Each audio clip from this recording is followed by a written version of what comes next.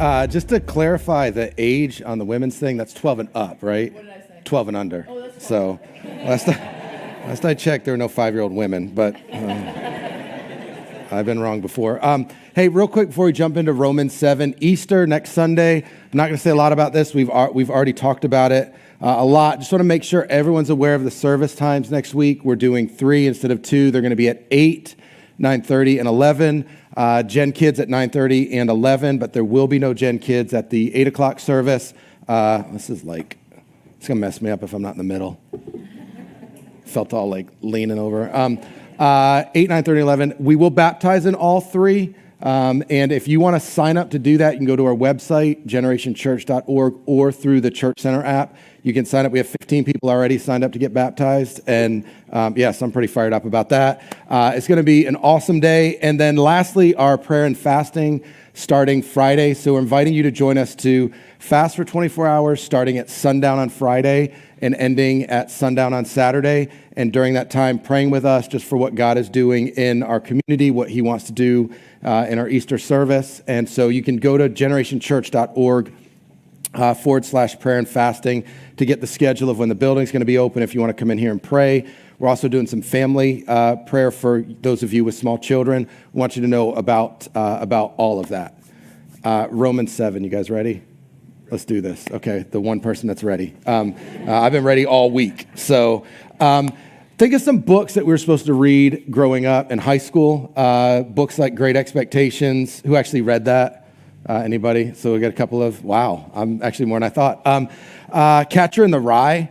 Like, I thought that was a baseball book. I did, and then I've read 2 pages, and I'm like, this is stupid. Like Tale of Two Cities, The Great Gatsby. Like, other than The Gatsby being great, or The City, whatever it is being great, I don't know anything else about it. But I remember, like, these are books that we were supposed to read, and one of them was Dr. Jekyll and Mr. Hyde.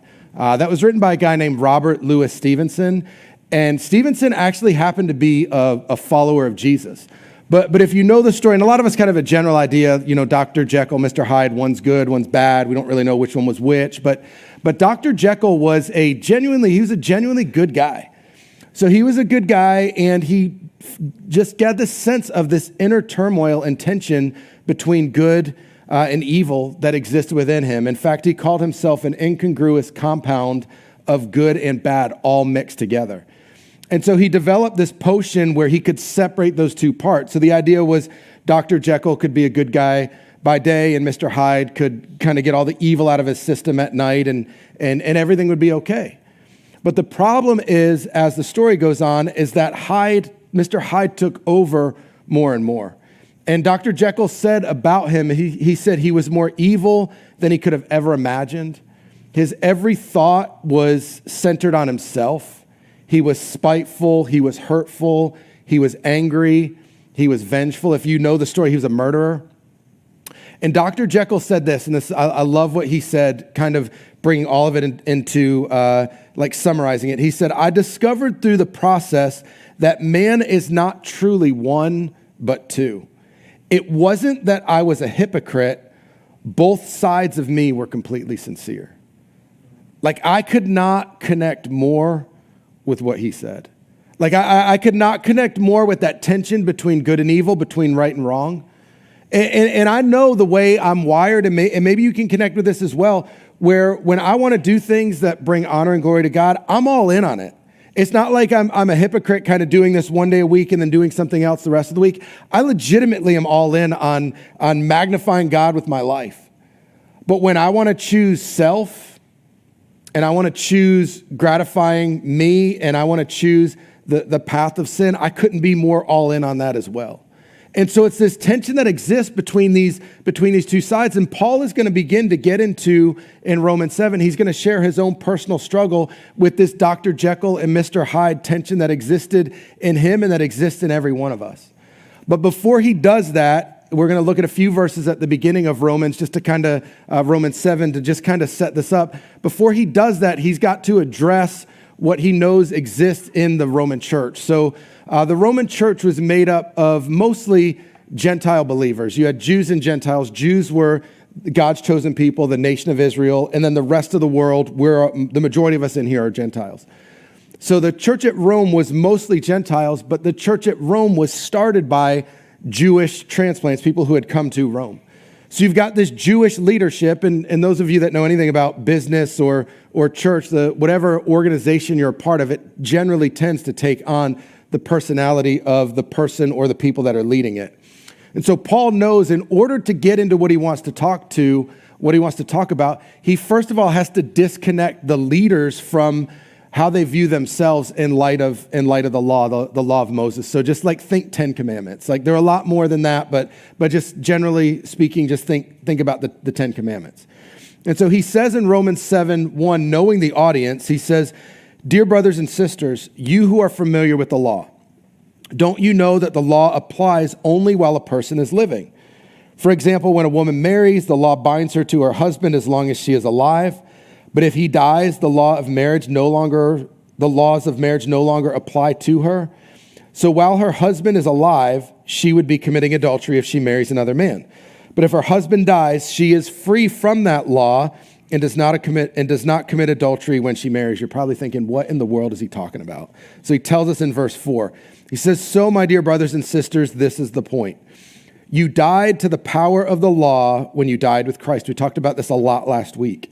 "And now you are united with the one who was raised from the dead," talking about Jesus, as a result of dying to the law, of dying to sin, he talked about in Romans chapter 6, and being raised with Christ. As a result, we can produce a harvest of good deeds for God. He's talking about the law of Moses. And he says, you used to view good based on how you did according to the law of Moses, how you kept all the 640 laws or whatever there was, how you kept all of those laws, how you put all the checks in the boxes, how you did all of the things you were supposed to do and avoided all of the things that you weren't supposed to do. And you viewed your standing with God in light of how you did that. He says, well, that's no more, because when Jesus died, when Jesus emerged victorious from the tomb, the shackles that the law had on them were no more. And so he says, you've got to disconnect yourself from that. And then again, considering the audience, he takes it a step further in verse 7. He says, well, then, am I suggesting that the law of God is sinful? Because you might take what he's just said and go, well, he clearly hates the law. He says, I'm not saying the law is sinful. Of course not. In fact, it was the law that showed me my sin. I would have never known that coveting is wrong if the law had not said, you must not covet. So he says that the problem isn't the law isn't bad. The law may not have been popular, but the law was effective. Like think of things in our culture today, like speed bumps. Nobody likes speed bumps, but they exist for a purpose. And so the question isn't, are they popular? The question is, are they effective? If you exercise, right, and you foam roll, if you've ever been on a foam roller, like it'll make you say a bunch of words you know you probably shouldn't say, but like it hurts that bad. And you do it not because you go, oh, this feels so good. You do it because you know that it has a benefit. So it's not about whether or not it's fun or popular. It's about, is it effective? And so Paul says the law is not the problem because the law did what it was supposed to do.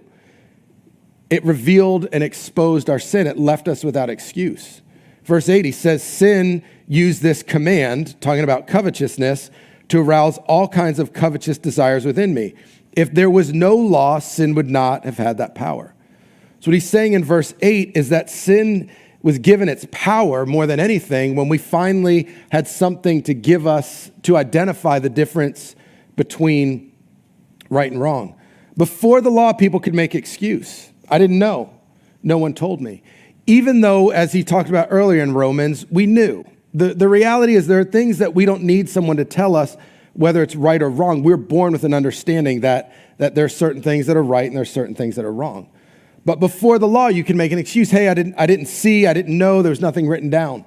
One time when I was in high school, we went away to summer camp and got in a massive food fight and got in a lot of trouble. And I remember saying to the guy that was like lecturing us, I was like, hey, like nobody told us we couldn't food fight. Like we had a whole list of all of these things, all of these rules, like what to pack, what to do, what you can't do. And I was like, food fight is not on the list, right? So in my mind, I'm like trying to convince myself that it's okay. But the reality is I knew no one needed to tell me that wasn't okay, right? And so there's certain things that we don't need a law to tell us whether it's right or wrong.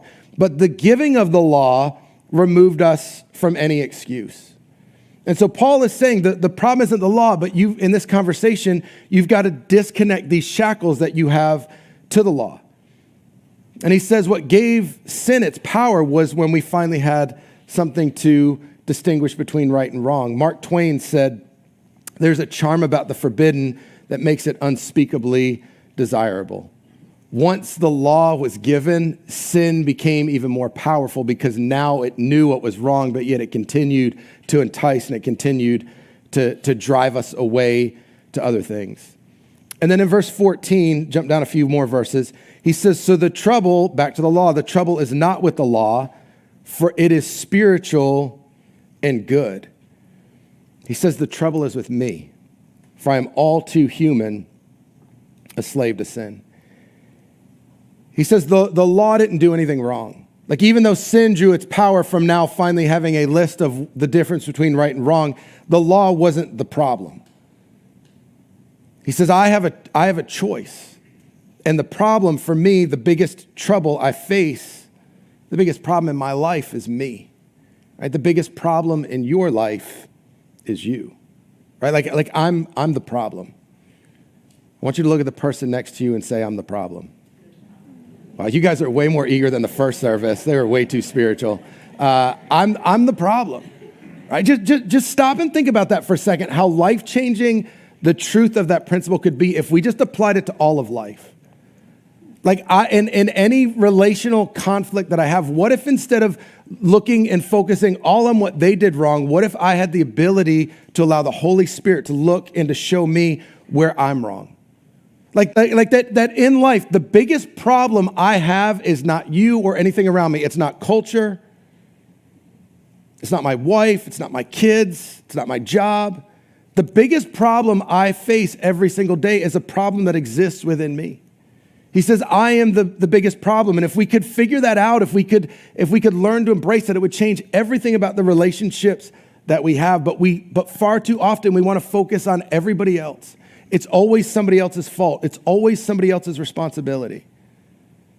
I was driving here in downtown Clayton, and I was at an intersection, and I was going straight, and I'm waiting for the light to turn green, and there's a car that's coming towards me, and he's at the light, and he has his left turn signal on, so he's turning left, and I'm going straight. So who's got the right of way? Me, right? Like absolutely, without a doubt. The light turns green, and he starts to turn. Right as I'm, and he almost like runs into the side of my car. And as I'm driving by him, he's, like, what are you doing? And I'm like, what are you doing? Like, I'm going straight. You're the one that's turning left. I'm not the problem. You're the problem. And then after I get by, I'm like, what an idiot. Like, this is ridiculous, whatever. And all of a sudden, I hear the sound of my turn signal. I'd been sitting at that light with my left-hand turn signal on, so he thought I was turning left. The whole time I'm going, you're the problem. And after I got through that intersection, I was like, my bad, bro. I'm the problem. But what if in all of our relationships, we would embrace the mentality that I'm the problem? I'm the biggest problem in this relationship. Husbands, instead of talking about all of the things that she doesn't do or all of the things that she does wrong, what if every morning we woke up and looked in the mirror and said, I'm the biggest problem that exists in this relationship, and I'm going to address the things that I can control? Like wives, what if instead of coming up with a list of all of the things that he needs to change about himself, which by the way, if he changed all those things, he might be, why do I need her? But what if instead of coming up with a list, took you guys a couple of minutes. What if instead of coming up with a list of all of the things that he needs to change, what if instead of that you approach the relationship asking the question, what can I change? What if in all of our relationships as parents, as neighbors, you've heard me talk about this before, in any conflict there's always two sides. And listen, I know there are times where you are involved in a conflict where it legitimately is like 98% them and 2% you. And what if instead of focusing on the 98% that is their responsibility, what if you and I took 100% responsibility to change the 2% of what we've done to cause this conflict in the relationship? I think it would change everything, right? It would change everything about our relationships. It would change everything about ourselves. And Paul says the biggest problem in my life is a problem that exists within me. He says, I'm the biggest problem. And then he starts to outline this inner struggle, this Dr. Jekyll and Mr. Hyde tension that he felt in verse 15. He says, I don't really understand myself, for I want to do what is right, but I don't do it. Instead, I do what I hate. You can sense confusion because Paul believes everything that he said in the first 6 chapters of Romans. It's not like he just made that up. And then now he's trying to figure out what to do with this story he just threw out there and go, I got to somehow make sense of this. He says, I don't understand myself. I want to do what is right, but I don't do it. Instead, I do what I hate. Can you relate to that? And there are times where we do that and then we feel confusion. Verse 16, he says, but if I know that what I'm doing is wrong, this shows that I agree that the law is good. He's like, it's a good sign. And listen, to you and I today, it's a good sign when we do something, when we say, do, or think something that we know is not in step with the gospel. It is a good sign when there's something in us that tells us it's wrong. Like that's conviction. That's what the Holy Spirit is doing. And he says, if I know what I'm doing is wrong, this shows that I agree the law is good. So I am not the one doing wrong. It is sin living in me that does it. And almost sounds like he's making excuses, but you're going to see in a little bit he's not. He says, I know that nothing good lives in me that is in my sinful nature. I want to do what is right, but I can't. And he's starting to give us a glimpse of something we're going to talk about a little bit more in a couple of minutes, but he talks about his sinful nature. When he talks about his sinful nature, what that tells you is there's another nature. And he says, within me, within that sinful nature, there is nothing good that lives. Jesus talked about what defiles us. He says what defiles us is not anything around us. What defiles us is what already exists within. Paul says, in me, there is no good thing. The worst sins that we commit, and again, a simple definition of sin that we talked about last week is anything said, done, or thought that fails to reflect the image, nature, and character of God. I mean, you could put a lot of things, that's very broad, but you could put a lot of things in there. Not just the things we do, not just the things we say, the things that we think. But the worst sins that we commit are at the heart level. They start internally. Things that oftentimes aren't seen. Things like pride, like anger, lust, hatred, envy, ego. All these things, you can't see them, but occasionally they'll manifest themselves and they'll come out and then other people see them, and that's when we get embarrassed. But what Jesus is looking to do, what the Spirit is looking to do, is to do a work that takes place where nobody can see. Because if he can course correct at the heart level, then we don't ever have to worry about it coming out in a behavior that we're embarrassed of or ashamed of. And so Paul says, in me dwells no good thing. And then in verse 19, he says, I want to do what is good, but I don't. I don't want to do what is wrong, but I do it anyway. But if I do what I don't want to do, I am not really the one doing wrong. It is sin living in me that does it. Again, he's referencing that nature, that one part of him. He says, I have discovered this principle of life, that when I want to do what is wrong, what is right, I inevitably do what is wrong. Now, this is Paul, right? This is the great apostle Paul. This is the spiritual leader, the apostle to the Gentiles, the guy who wrote the majority of the New Testament. Guy who gave it all up for the gospel. And this same guy says, hey, when it comes to this sin thing, I don't have it figured out. And I find it really comforting because I'll be honest with you, as your pastor, I don't have it figured out any more than you do. I struggle with the same things that you struggle with. I lose my temper in the car and at home. I judge other people's motives constantly and oftentimes unfairly. I love to push Jen's buttons, especially when she's mad. Like there's just something in me. We have this thing when we argue where she says she's frustrated, but she can't say the R in frustrated, so it sounds like frustrated. And she'll tell me I'm frustrated, and I'm like, I really want to help, but I don't know what that is. Like, I don't know what to do about that. And so, I like to push her buttons. I like to push my kids' buttons. I struggle with all of the same things that you do. I say things that I wish I could have back, and there are times where I will walk into a setting, and I know that what I'm about to say is wrong. It is not a reflection of the image, character, and nature of God, and I will sense that voice that says don't say it, and I'm like, I'll ask for forgiveness later, but I'm saying it. I've been in those moments where I've said things and later I go, I wish I could unsay that. I've done things, I've reacted in situations that I know grieve the Holy Spirit. I've thought things that I would be ashamed for everybody else to see and to know.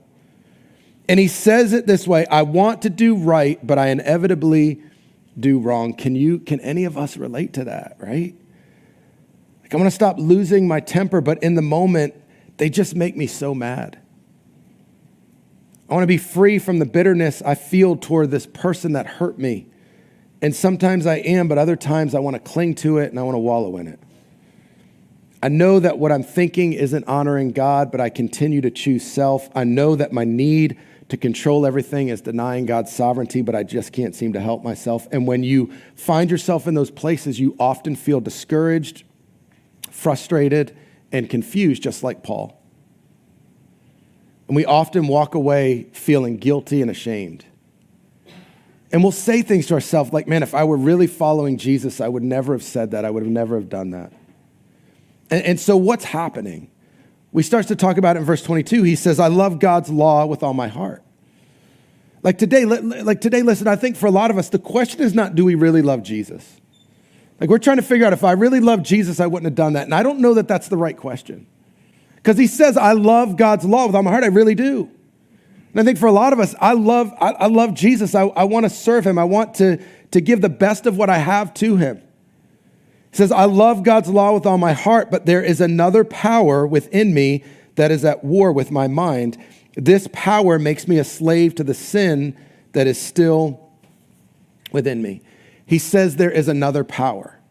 In order for there to be another power, there has to be another power, right? Like if it were just one power, he would say there's a power within me. He says there's another power.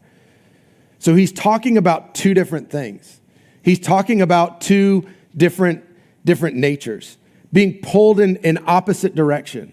Like the cartoon analogy of the angel on one shoulder telling you what to do or say and the devil on the other shoulder telling you what to do or say, and you're trying to figure out which one to listen to. Like we see that as a cartoon, but that's literally being played out right now. And so we have two natures. So if you're a follower of Jesus, you have two natures. So to become a follower of Jesus, what we teach, what the Bible teaches is that you reach a point where you realize that it is your sin, it's my sin that created separation between myself and God. And there was nothing I could do to get to where he was. There's nothing I could do to bridge the gap, no matter how hard I tried. Couldn't be good enough, couldn't attend church enough, couldn't put enough money in the offering bins. Like I could not do it on my own. My sin separated me from God. And what happens then is we recognize that, and then we believe. We believe that Jesus lived, died, was buried, and rose again to pay for our sins, to reconcile us back to God. The Bible teaches that we believe that's something that happens at the heart level. Belief shapes behavior. You hear me talk about that a lot. At a belief level, I believe that Jesus lived, died, was buried, and rose again to pay for my sins, to reconcile me back to God. And then confession.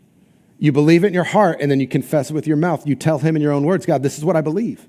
I believe that Jesus lived, died, was buried, and rose again to pay for my sins, to reconcile me back to God. The Bible says that when that happens, you have a second birth. So there are two births. Every one of us in here was born one time. We're all born of water. But Jesus in John chapter 3 talked to a man named Nicodemus, and he said, you've got to be born again. You have to have a second birth. That second birth produces a second spirit. That's the spirit of Jesus that is now living within us. So now I have this old nature that I was born with, which oftentimes is referred to as the sinful nature, the flesh. You'll hear it referred to as sometimes the old nature.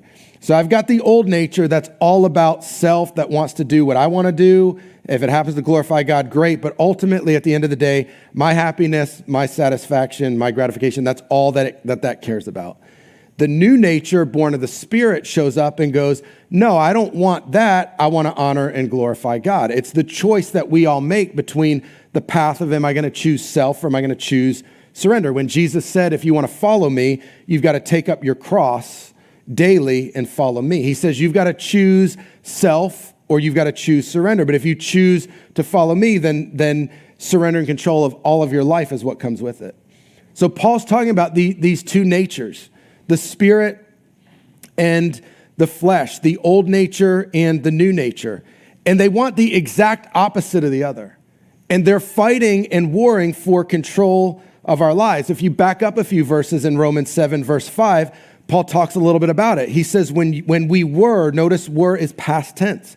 When we were controlled by our old nature, sinful desires were at work within us. And the law aroused those evil desires that produced a harvest of sinful deeds, resulting in death. But now we have been released from the law. We've been released not only from the law, but from the power of sin. For we died to it, and we are no longer captive to its power. Now we serve God, not in the old way of obeying the letter of the law, but in the new way of living in the Spirit. He's helping those Jews disconnect from what they knew. Rather than having all of these laws you follow, now you simply rely on and learn to listen to the Spirit. And listen, as you and I choose to surrender control of all of our lives to the Spirit, we don't need a list of do's and don'ts. Like I would argue, if we are surrendering control of all of our lives to the Spirit, we don't even need the 10 Commandments. Right? We don't need someone to tell us the difference between right and wrong. We have the Spirit of Jesus living within us that's doing that. I think of the first Star Wars movie. I guess it's technically episode 4, but the one way back in the 70s. You got that scene at the end where Luke is flying into the Death Star, and he's got that computer screen that drops down that tells him the distance, and so he's using that, and when that number hits 0, then he knows it's time to shoot the shot that's going to destroy the Death Star. And then as he's flying in there, what happens? Obi-Wan Kenobi says what? He says, use the Force. I'm trying to see how many nerds we have in here. Use the Force, right? So he says, you don't need the machine. You don't need the countdown.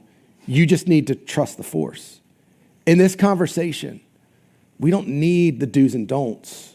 We've got to trust and respond to the Spirit of Jesus that's already living within us. Listening to the voice that's pointing us to glorify him and honor him. But it's a battle.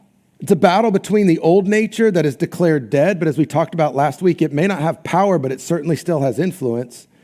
And we wrestle with this tension every day of which voice are we going to listen to?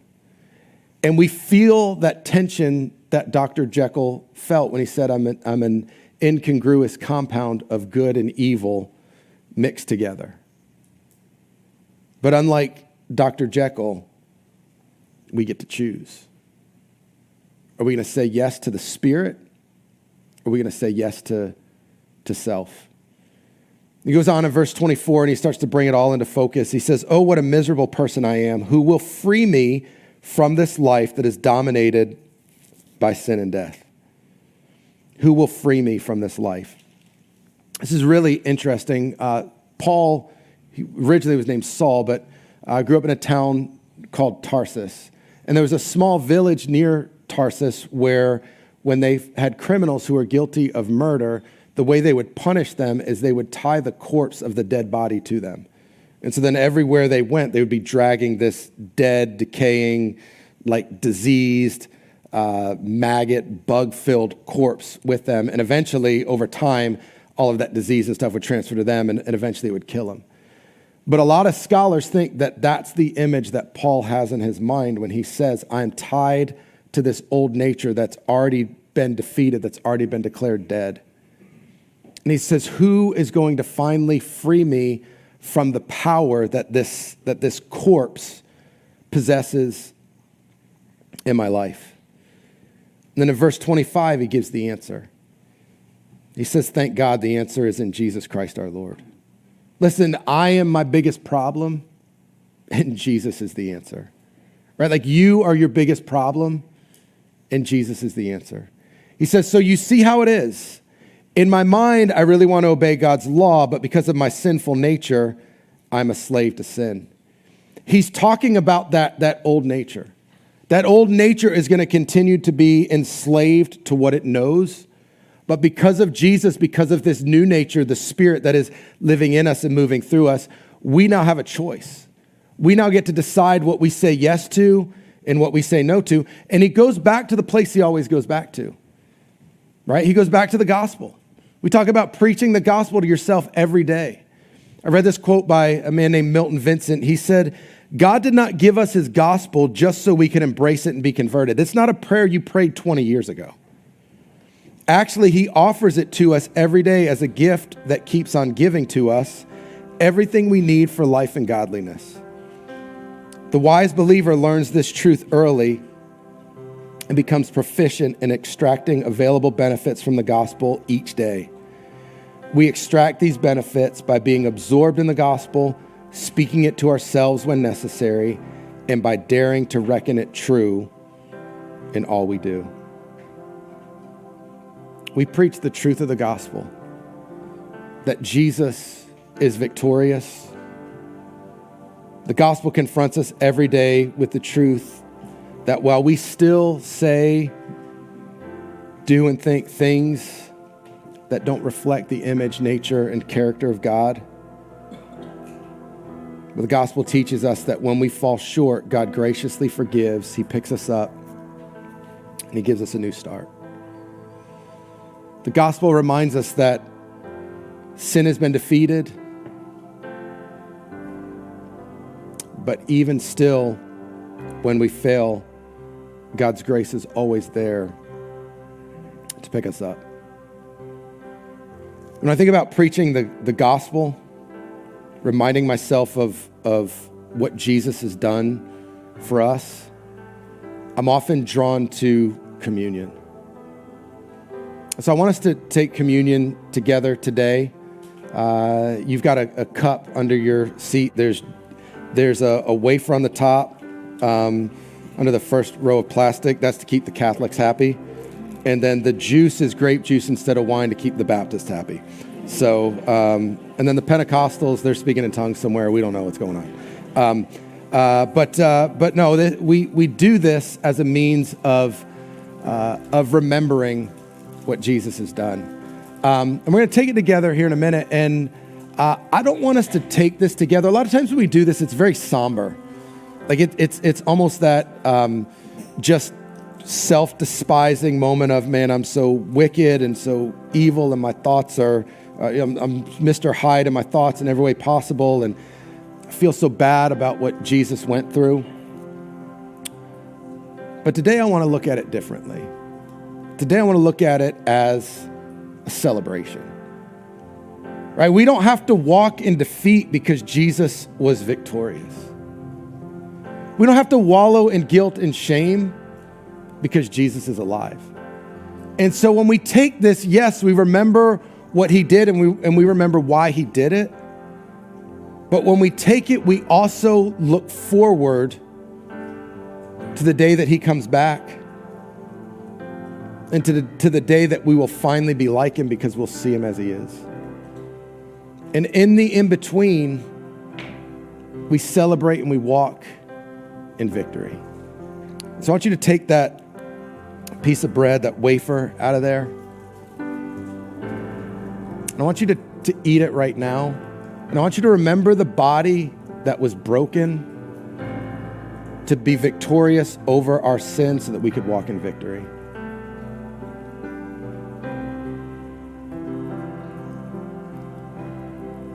And we take the juice, we drink this together. As you drink it, I want you to remember the blood that was shed to pay for our sins so that we wouldn't have to walk in defeat, we wouldn't have to wallow in guilt and shame, that we could share in his victory and we could experience it. I want you to stand with me.